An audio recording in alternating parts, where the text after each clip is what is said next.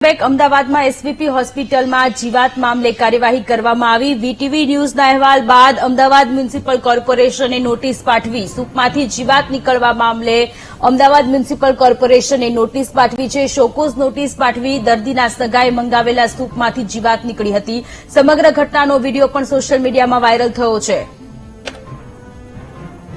તો અમદાવાદના એસવીપી હોસ્પિટલમાં દર્દીને જે સૂપ આપવામાં આવ્યું હતું એ સૂપમાંથી જીવાત નીકળી હોવાનો વિડીયો વીટીવી ન્યૂઝ દ્વારા પ્રસારિત કરવામાં આવ્યો હતો અને આ ન્યૂઝના અહેવાલ પડ્યા છે। એએમસી દ્વારા કાર્યવાહી કરવામાં આવી છે। શોકોઝ નોટિસ પાઠવવામાં આવી છે।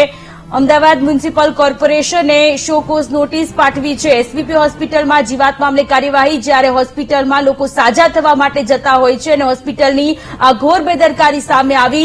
દર્દીને જે સૂપ આપવામાં આવી રહ્યું છે એ સૂપમાં જીવાત નીકળી છે। સંવાદદાતા પાર્થ જાની ફોનલાઈન પર જોડાયેલા છે। પાર્થ, અમદાવાદમાં એસવીપી હોસ્પિટલમાંથી જીવાત નીકળી હતી। એક આખો વિડીયો સોશિયલ મીડિયામાં વાયરલ થયો હતો, આપણે પણ પ્રસારિત કર્યો હતો। વીટીવી ન્યૂઝના અહેવાલ બાદ અમદાવાદ મ્યુનિસિપલ કોર્પોરેશને શોકોઝ નોટિસ પાઠવી છે।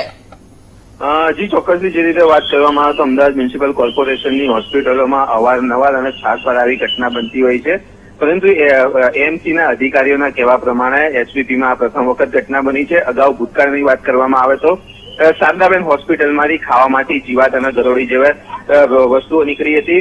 મહત્વની વાત કરવામાં આવે તો એસવીપી હોસ્પિટલમાં જે સૂપમાંથી હાલમાં જે જીવાત નીકળી છે તે અંગે વીટીવીએ અમદાવાદ મ્યુનિસિપલ કોર્પોરેશનના સ્ટેન્ડિંગ કમિટી દેવાંગ દાણીને આ બાબતનો પ્રશ્ન કર્યો હતો અને તેઓએ સ્પષ્ટ કહ્યું છે કે હાલમાં એસવીપી હોસ્પિટલમાં જેને કોન્ટ્રાક્ટ આપવામાં આવ્યો છે એપોલો સુંદરી નામના વ્યક્તિને કોન્ટ્રાક્ટ આપવામાં આવ્યો છે, તેમને હાલ શોકોઝ નોટિસ પાઠવવામાં આવી છે અને આવી ઘટના શા માટે બની, કયા કારણોથી બની તે તમામ વિગતોવાર રિપોર્ટ રજૂ કરવાની પણ વાત એએમસી દ્વારા કરવામાં આવી છે।